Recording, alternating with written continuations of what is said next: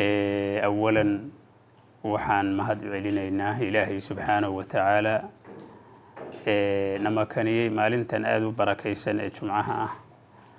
waxaan haddana runtii aan marti sharafka ugu mahad celinaynaa sida wanaagsan oo iyo halkan ay u guddoomeen liiskii xildhibaanada qaybtii ugu horreysay ka imaanaysay culimada diinka ahlu sunna wal jamaaca sida wanaagsan oo ay ula wareegeen ayagoo soo maray shuruudihii loo baahnaa ayna noqon doonaan biidni illaahi alkariim xildhibaanadii 89 ka ahaayoo galmudug aan rajaynayno in ay samata bixiyaan galmudug loo dhan yahay, galmudug mid ah, galmudug biskooto baraaro ku biskoota hormarta aan rajaynayno inay wax weyn ka tari doonaan haddii alla idmo isu keenidda iyo walaalaynta iyo midnimada beelaha galmudug.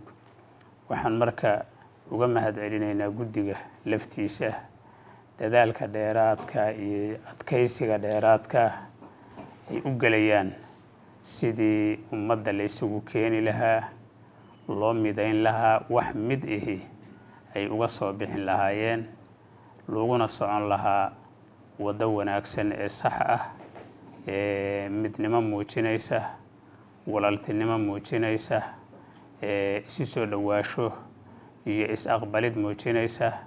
sida ay u soo dhirinayaan waa uga mahad celinaynaa. waxaan aad iyo aad haddana uga mahad celinaynaa runtii dadaalka dheeraadka ah ee dowladdu ku bixinayso arrinkaas ayaa dowladdana uga mahad celinaynaa. waxaan kaloo u mahad celinaynaa beesha caalamka oo iyaduna dowr ka qaadanaysa taageeridda iyo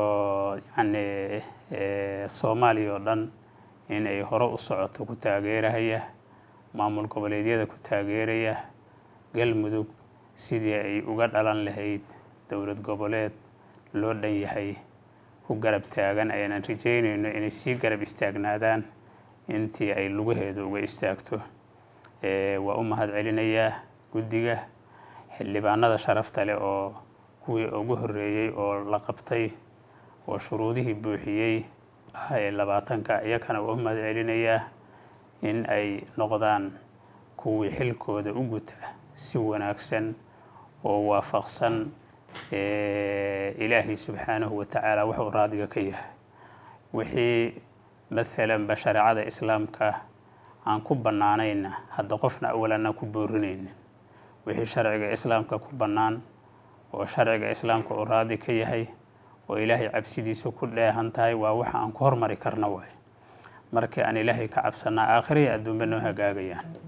marka waxaan ilaahay ka baryaynaa maalintan sharafta leh qiimaha badan ciidii usbuuc ah maalintii lagu marti qaaday ilaahay rasuulkiisa iyo ummaddiisa ah saacatul ijaabada ku jirta ilaahay inuu na waafajiyo ayaan ilaahay ka baryaynaa subxaanahu wa tacaala. marka soo dhowaada.